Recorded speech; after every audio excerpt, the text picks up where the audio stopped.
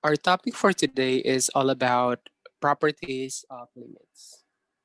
Now, there are several properties of limits that we need to consider in order for us to solve for problems involving limits. And some of the properties are the following. So let's discuss theorem number 1.1, which is entitled Some Basic Limits. Now let b and c be real numbers and let n be a positive integer. So number one, the limit of b as x approaches c is equal to b. So in limit number one or property number one, a limit of a constant as x approaches a real number is equal to the constant itself. Okay, so let's take these three examples to apply property number one or theorem number one. So in letter A, the limit of 4 as x approaches 2 is equal to 4. Okay, based on the theorem number 1, which is the limit of a constant as x approaches to a real number is equal to the constant itself. So whatever the value of the number here, okay, or whatever value here, that's always the answer, as long as the variable x is approaching to a certain real number. All right, and let's go to letter B. The limit of -5 as x approaches 0. So -5 is a real number. 0 is also a real number. Therefore, with the use of theorem number 1 or property number 1, we could say that this is equal to -5. And in letter C, the limit of -3 as x approaches -1, -3 and -1 are all real numbers. So therefore, the limit of -3 as x approaches -1 is equal to -3.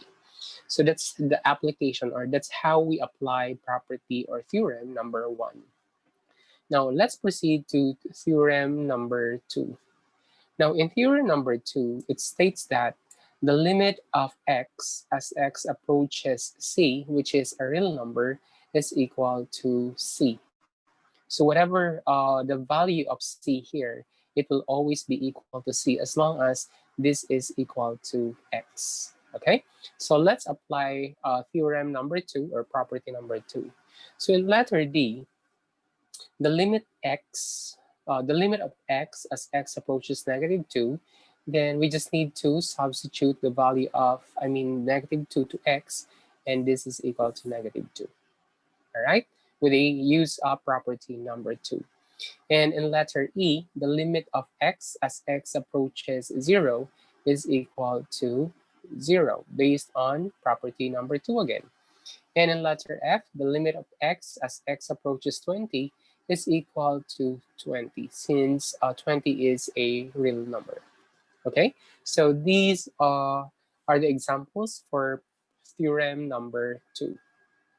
Let's proceed to theorem number 3. In theorem number 3, it states that the limit of x raised to n as x approaches c is equal to c raised to n. Here, again, c is a real number, and we're just going to substitute c to the value of x, to x, and that's the limit of this expression, all right, or the limit expression. So let's apply. Now in letter G, the limit of x squared as x approaches -2, and this is equal to, okay, so again, we're just going to substitute c to the variable x. So this becomes -2 squared, and this is equal to 4. Therefore, the limit of this is equal to 4. All right. And how about in letter H? The limit of x raised to 4 as x approaches -1. -1 is a real number. So again, we're just going to substitute -1 to x here. So that's -1 raised to 4 is equal to +1. All right, so the answer here is +1 or 1. And how about in letter I? The limit of x raised to 2019 as x approaches -2. -2 is a real number, so we just need to substitute -2 to the x. So this becomes -2 raised to 2019, and this is equal to negative 2 raised to 2019. Now you could express your answer in this form since 2 raised to 2019 is a very big number, right? So we could accept this as the final answer. Okay, I hope you got them correctly. And let's proceed to the next theorem. That's theorem 1.2. Okay, and here we're going, the theorem of 1.2 states that let B and C be real numbers, let n be a positive integer, and let f and g be functions with the following limits, which means the limits exist for f of x and g of x. All right. So in property number 1, I mean theorem 1.2, scalar multiple, which states that the limit of b times f of x as x approaches c is equal to b times l. Why b times l? It's because b is just a constant. We can just put this here as a coefficient of the limit expression. And since the limit of f of x is equal to L, then we could say that it's just b times L. So if we're going to solve this or show how it becomes b times L, this becomes b, the limit, all right, of f of x as x approaches c. This is equal to b times the limit of f of x, which is L, capital L. All right, so the limit, therefore, the limit is equal to b times L. That's why it's b times L here. Okay, so let's apply this property or theorem. Now here, our b is equal to 4 and our f of x is equal to x. And the limit exists for x as x approaches 2, right? So we need to check that as always. So here it becomes 4 times the limit of x as x approaches 2.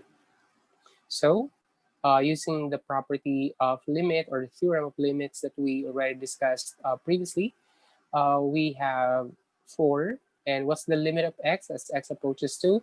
This becomes 2, right? Using property number 2. And 4 times 2 is equal to 8. Therefore, the limit of 4x as x approaches 2 is equal to 8.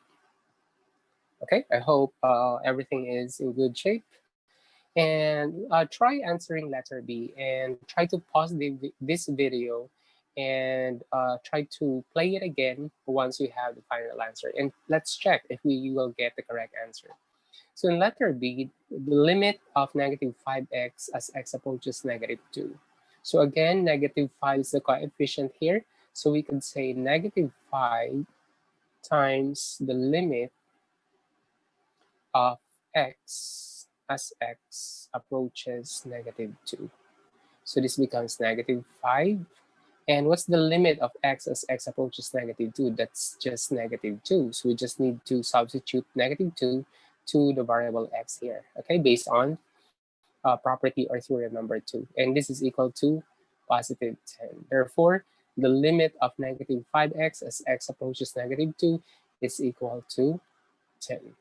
So in this theorem, number 1, scalar multiple, it's just you're substituting the value of c to all the values of x in the given expression here, okay? Or in the given function. So that's how we do or apply scalar multiple property of limit, okay? And let's proceed to the next. Okay, for property number 2, that's 2.2, sum or difference. Now it says here the limit of f of x plus or minus whatever operation you have, it's either plus or minus, plus g of or plus or minus g of x as x approaches c is equal to L plus or minus k. So we're just going to copy the operation between these two functions, okay? And since the as we said earlier, the limit of f of x as x approaches c is equal to L, and the limit of g of x as x approaches c is equal to k, based on the previous assumption here, right? Here and here. Okay, so let's go back. So therefore, the limits of f of x and g of x exist, okay? So we can distribute this limit expression to all of the expressions or all of the terms inside this bracket. Okay, so let's apply this theorem or property. And again, you can pause the video and try to answer these two problems given here. And let's check if our answers are the same. Okay, now let's solve letter A. So the limit of 4x plus 2 as x approaches 1. So we could say that we can distribute the limit, okay, to all of the terms, okay, the limit here expression to all of the terms inside the parentheses as x approaches 1 plus the limit of 2 as x approaches 1. Okay, and we know that the limit exists when we have 4x, and the limit also exists when we are getting the limit of a constant function. So let's find the limit, okay, the value of the limit. So the limit of 4x as x approaches 1 is just equal to 4 times 1. So it's just a simple direct substitution, right? And here, whatever the constant value is, I mean, whatever the value, whatever the value here, it is always the value of the limit, okay, as x approaches to a certain real number. So that's 2, all right? So this is property number 1.1. So here, this becomes 4 times 1 is 4 plus 2 is equal to 6. Therefore, this is equal to 6. Okay, and I hope we got the same answer. And in letter B, we have the limit of negative 5x minus 7 as x approaches negative 2. Again, if we're going to observe or analyze, this is just a linear equation in a constant function, linear function. Therefore, the limits exist, okay, for this function. So let's solve. The limit of negative 5x as x approaches negative 2 minus, all right, the limit of 7 as x approaches negative 2. Again, we can just distribute this expression, the limit expression, to all of the terms and find the individual limit. All right, so we have, what is the limit of negative 5x? Now here, we can use the previous theorem where negative 5 is a constant, so we can just put here or write that in this manner or express it in this manner. Negative 5 times the limit of x as x approaches negative 2. Sorry, this is limit, all right? And minus the limit of 7 as x approaches negative 2. And to simplify, okay, let's evaluate the limit of x as x approaches negative 2. We just need to substitute negative 2 to x. So this becomes negative 2 minus the limit of a constant as x approaches to a real number is always the constant. So 7. So this is equal to 10. Positive 10 minus 7 is equal to 3. Therefore, this is equal to 3. Okay, and I hope we got the same answer again. All right, now let's proceed to the next theorem. In number 3, it says here the product. So we are getting the limit of the product of two functions as x approaches c. And we said earlier that the limit of the function f and the limit of the function g exist. And these are L and K respectively, based on our assumption here, right? The limit of f of x is equal to L, and the limit of g of x is equal to k as x approaches c. And let's go back. So here, we're just going to find the value of the limit of f of x and g of x, then multiply them afterwards. So let's apply this theorem or property. Okay, in letter A, our problem is the limit of 4x times negative 2x is as x approaches 1. Now you can solve this in so many in different ways, okay? But let's just apply the property or theorem number 3. So we can distribute the limit, okay, expression. So the limit of 4x as x approaches 1 times the limit of negative 2x as x approaches 1. Okay, so let's find the individual limit, okay? And again, we need to make sure that the limit exists for each factor. So the limit of 4x as x approaches 1 can be solved by applying the previous property. So we could move the constant as a coefficient of the limit of x. Okay. All right. And as well as this, negative 2 is our constant. So this becomes negative 2 limit of x as x approaches 1. Okay, and since we have constants 4 and 2, then we can multiply them. So this becomes negative 8, the limit of x as x approaches 1, times the limit of x as x approaches 1. And, oops, so oh no. So negative 8, what is the limit of x as x approaches 1? That's 1. Times the limit of x as x approaches 1, that's also 1, which is equal to negative 8. Okay, so therefore, our final answer here is negative 8. Or the other way around is you can multiply these two, okay, since the factors are just a monomial. So let's do that and let's check if we will get the same value of the limit, which is negative 8. So that's okay, let's try that here. The limit of negative 8x squared as x approaches 1, okay?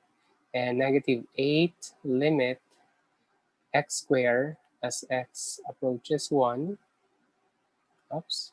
So negative 8 and the limit of x squared approaches 1 is equal to 1 and negative 8. So we got the same value. Therefore, whichever method we use, okay, to solve this problem, then we will get the same answer. All right, and I hope we got the same answer. And let's check letter D and try to pause the video again and try to answer this on your own. And let's check if we will get the same answer. So here, let's apply the theorem. So we have the limit of negative 5x as x approaches negative 2 times the limit of x squared, x squared as x approaches negative 2. So let's apply the property that we already discussed. This becomes, oops, sorry. So this becomes negative 5 limit of x as x approaches negative 2. And let's solve this. We can solve this already. So what is the limit of x squared as x approaches negative 2?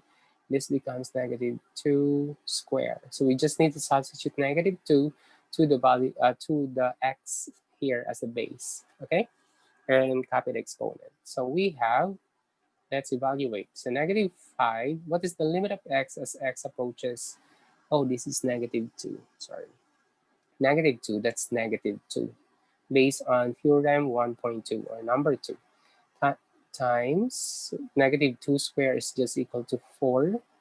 And this becomes negative 5 times negative 2 is positive 10 times 4, it's 40. Okay, so we got 40 here. And then again, you can multiply this first and afterwards you can apply the limit. Okay, and let's check if you will get the same answer as well. So I hope everything is okay. And let's proceed to the next theorem, which is quotient and limits. So again, in our assumption, the limit of f of x and the limit of g of x are L and k respectively. So therefore, they exist. The limit exists, provided that k is not equal to 0. All right? So take note of this. Okay, this is a very important condition. So as we can use the property number 4, which is the quotient of limits. All right, so, or limit of the quotients. So here, let's apply. In letter A, again, you can pause the video and try to answer. So let's answer. So how do we do this? It says here that you can distribute the limit of each part of the fraction, so which means you can get the limit of the numerator, which is L, and you can get the limit of g of x, which is k. So the limit can be distributed to the numerator and the denominator as long as their limit exists and the limit of g of x is not equal to 0, or k is not equal to 0. So here, let's check first. If x approaches 2, the denominator will not be equal to 0. So therefore, we can apply property number 4. Okay? So this becomes the limit of 4x as x approaches 2 over the limit of x minus 3 as x approaches 2. Okay, and let's write our next solution here. So we can solve for the limit here. We're not going to specifically identify the properties, all right? I hope you already knew how to do or apply the properties that we already discussed.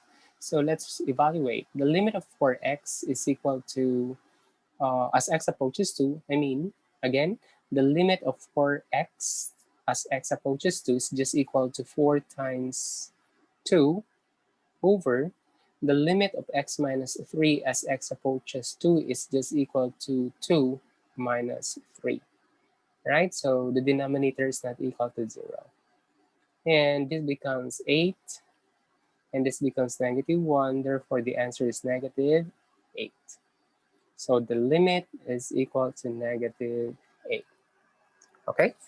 And I hope we got the same answer here.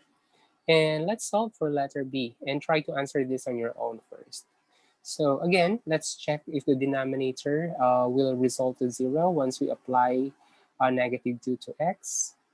So it's not. So this becomes -4 plus 5, all right?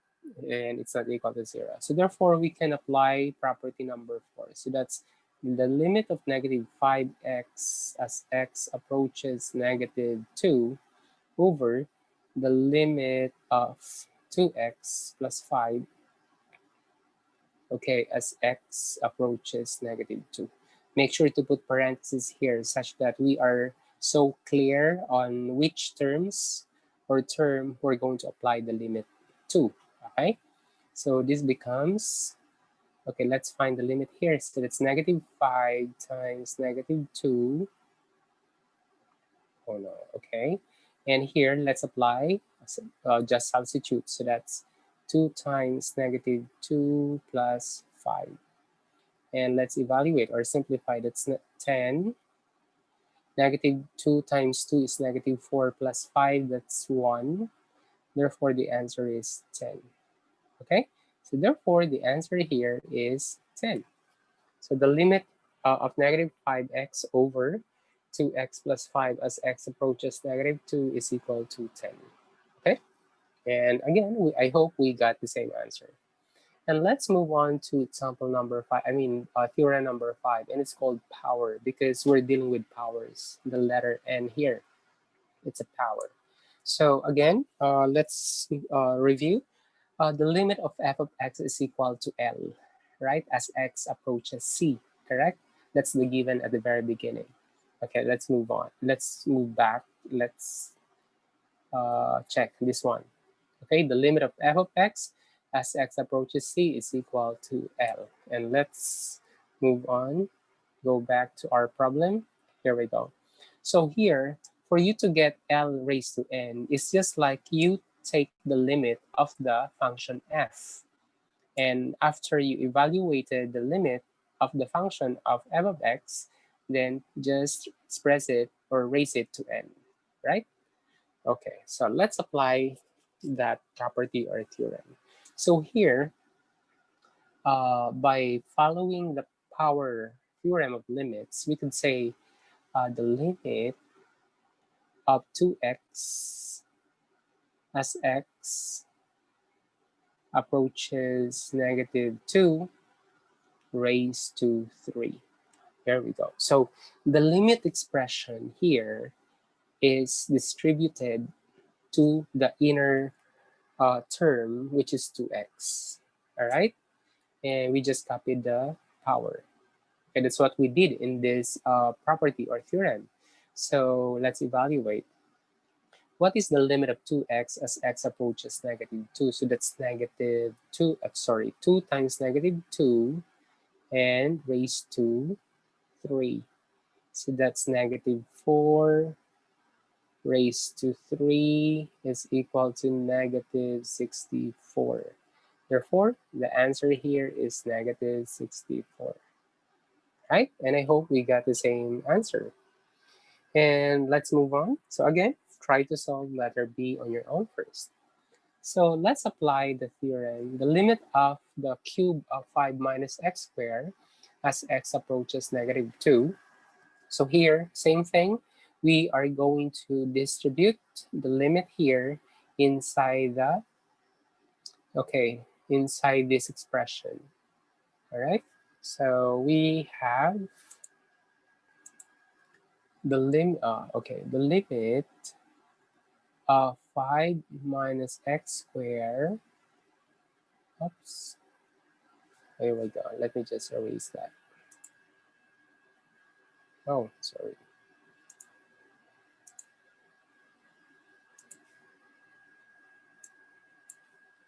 All right. So pen, close parenthesis, as x approaches negative 2, close and cube. There we go. So let's evaluate the inner, the inner function or inner expression. So, we can apply the sum or the difference of the limits. So we have the limit of 5 as x approaches negative 2 minus the limit of x, square as x approaches negative 2 raised to 3. And let's take the limits. Okay, we have, this is the limit of a constant is equal to the constant. So 5 minus the limit of x squared is equal, the limit of x squared as x approaches negative 2, that's negative 2 square and cube, correct? So let's simplify. This becomes 5 minus 4 cube, and this is equal to 1 cube is equal to 1. Therefore, the answer is 1. Okay?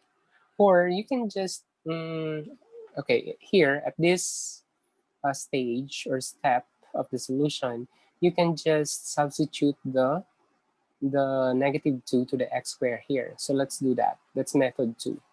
Let's do this as method 2. Okay? So as you would know that there's another way to do that. Okay. So we have, again, let's take the limit of the inner expression. So we have 5 minus negative 2 square raised to 3, correct? Because of this. So 5 minus, substitute the negative 2 here, and square raised to 3. So let's see. So we have 5, minus 4 raised to 3, and 5 minus 4 is 1. That's cube is equal to 1. So we get the same answer, 1. So in evaluating limits, there are so many ways to do that, as long as you're doing it correctly based on the properties or theorems that we already discussed. Okay? All right. So I hope we got the same answer as well. And let's move on to the next theorem. It says here the limits of polynomial and rational functions. Now this is very important because this gives us a shorter way on solving limits, okay? A shortcut. If P is a polynomial function and C is a real number, then the limit of p of x as x approaches c is just equal to p of c. So what happened here is that as long as p is a polynomial function, okay, and we know that what a polynomial function is, right? And we're just going to substitute the c to all of the values of x in the polynomial. Okay, so let's apply. Again, try to solve it on your own and pause the video. After getting the answer, you can check if our answers are correct. So here, now there are two ways or several ways for you to solve for the limit of this problem in letter A. But with the use of the theorem 1.3, we need to check if the given function here is a polynomial or not. All right, and if it's a polynomial, again, we're just going to substitute the c to all of the x's in the given polynomial. So it's just a direct substitution, a simple direct substitution. Okay, so let's check. Is 4x squared minus 3x plus 2 a polynomial function? Yes, of course. Okay, so therefore we can use this theorem. So this becomes 4. Let's do the shortcut. And the value of x is 1. So square minus 3 times 1 plus 2 is equal to 4 minus 3 plus 2. So 4 minus 3 is 1 plus 2 is equal to 3. So the final answer is equal to 3. Or you can also, there's another method. You can also use the previous theorem for limits by distributing the limit here in each term and evaluating the limits of the terms and then simplify afterwards. All right, and you will also end up at 3. Okay, let's try doing that here. That's method 2. So let's substitute that and solve it mentally here. So what's the limit of 4x squared as x approaches 1? So that's 4 times 1, right? Okay, and we need to copy the sign. Then what's the limit of 3x as x approaches 1? That's 3 times 1. And copy. And what is the limit of a constant as x approaches 1? And it says it's just a constant. So we just got the same expression as this. Okay? So we have 4 times 1 is 4, 3 times 1 is 3 plus 2, and we will get 1 as well. So we got the same, sorry, this is 1 plus 2 is equal to 3, and we got the same value, all right? So you can solve this kind of problem in different manner. Okay, and I hope we got the same value of the answer. And let's move on to letter B. Here we have the limit of negative 2x cubed plus 4x minus 5 as x approaches negative 1. So here, again, let's check if the given expression is a polynomial function. That's negative 2x cubed plus 4x minus 5. Yeah, it's a polynomial function because there's no negative exponent and there are no variables on the denominator, right? Okay, and there are no radicals and the exponents are all integers, positive integers. Okay, and let's now apply theorem 1.3. Since again, it's a polynomial and this is a real number, then we're just going to substitute negative 1 to all of the x's in the given polynomial function. So that's negative 2 times negative 1 cubed plus 4 times negative 1 minus 5 is equal to negative 2 times negative 1. 4 times negative 1 is negative 4 minus 5. This is 2 minus 4 minus 5. Okay, so 2 minus 4 is equal to negative 2, minus 5 is equal to negative 7. So we got negative 7 as the answer for letter B. And I hope we got the same answer again. Okay, I think this is the last. Now, if R is a rational function, oh, I think it's not. If R is a rational function given by R of x is equal to P of x over Q of x, and C is a real number, take note of the conditions. such that Q of C is not equal to 0. This is very important. Okay, so as long as these conditions are met, then we can apply this property. How do we do that? Now again, R of X is a rational function. Then it's just a matter of substituting the C to all of the X's in R. Okay, or which is equal to substituting C to all of the X's in P and Q. So it's a simple direct substitution again. All right, so let's apply. Now in letter A, here we go.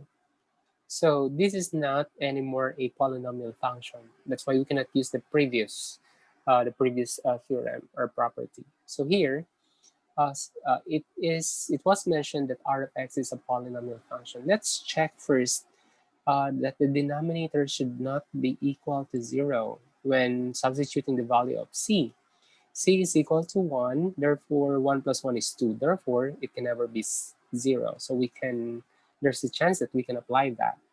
And this is a rational function, okay? Therefore, we can apply the property here, the rule here. So by applying or using the rule here, we're just going to substitute 1 to all of this x's in the given rational expressions.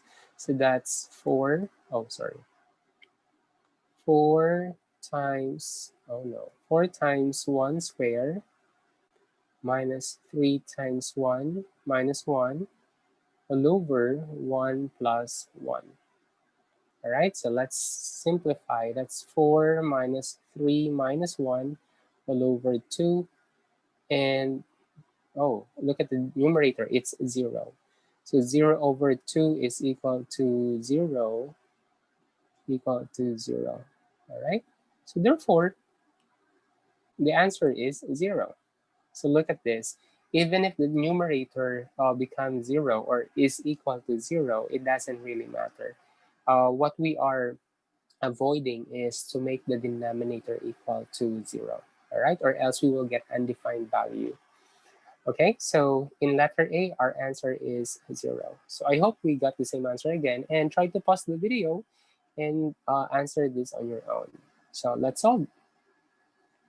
And again, let's check. This is a rational expression or rational function and a polynomial function, and this is a polynomial function, but we need to check if the denominator will give us a 0 value by substituting the value of -1 or the C here. So let's check first. If this is -1, this is -1, this +4 plus 1, it's not equal to 0, right? So therefore, we can use this property or theorem. So we have, let's substitute -1 plus 1 over -1 cubed minus 4 times -1 plus 1. Okay, and look at the numerator. It will give us 0. So the answer there is 0 automatically since we've checked that the denominator is not equal to 0. But let's do the solution first. So this is 0 over -1 plus 4 plus 1 is equal to 0 over 4, which is equal to 0. So the answer here is also 0, okay?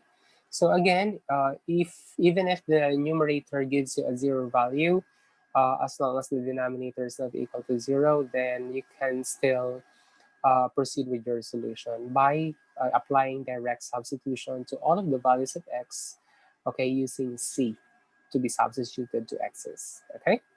And again, I hope we got the same answer. Oh, here we go. So theorem 1.4, the limit of a function involving a radical.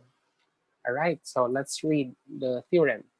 Let n be a positive integer. So make sure that you check this out, okay, before you do the solving of the limits. The following limit is valid for C if n is odd. Okay, here we go.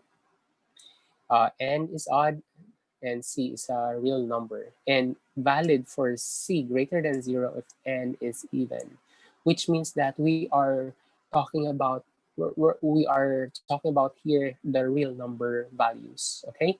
Imaginary numbers are not part of our results. So if ever the result is imaginary, therefore the limit does not exist, all right? So the limit of the nth root of x as x approaches c is just equal to the nth root of c. And again, make sure that if n is even, c is positive, and if n is odd, the c here could be negative, positive, or even zero. Understood? Okay, let's apply. So try to solve this on your own first before watching the complete video in the solutions for A and B. So here we go. Let's start solving. And since it's the n here, or the index is odd, therefore x here could be negative, positive, or even zero. Okay, so it doesn't really matter. So we don't have restrictions when the index is an odd number. So here, it says here that you're just going to substitute the c to the variable x in the radicand. Okay, so we have here the limit of x, so that's -1. Oh, this is cube root of -1, and the cube root of -1 is -1. So therefore the answer is -1, right? Okay, and in letter B, oh no. Okay, in letter B, uh, the problem is the limit of the square root of x cubed minus 3x plus 3. The index here is 2, which is even. Therefore, we need to make sure that the result or the radicand will be equal to a positive or non-negative value. Okay? So 0 or non-negative. Positive. Okay. So let's substitute. Let's check. If we're going to substitute this becomes -1 cubed minus 3 times -1 plus 3. This becomes -1 plus 3 plus 3, and this becomes 5 square root of 5, right? Oh, so 5 is positive and the index is even, therefore it's still a real number. Therefore, we have final answer, and the final answer is square root of 5. Now, okay, now what if the resulting radicand here becomes negative, which means it is an imaginary number. So therefore, the limit does not exist, because when you say limit, we're talking about the real values in the x and y coordinate system or the coordinate plane. Okay, right? So which means that this value square root of 5 exists in the coordinate plane or the rectangular coordinate plane. Okay, and I hope we got the same value or answer. Oh, here we go. We're done. And thank you for watching. I hope you've learned a lot in this video.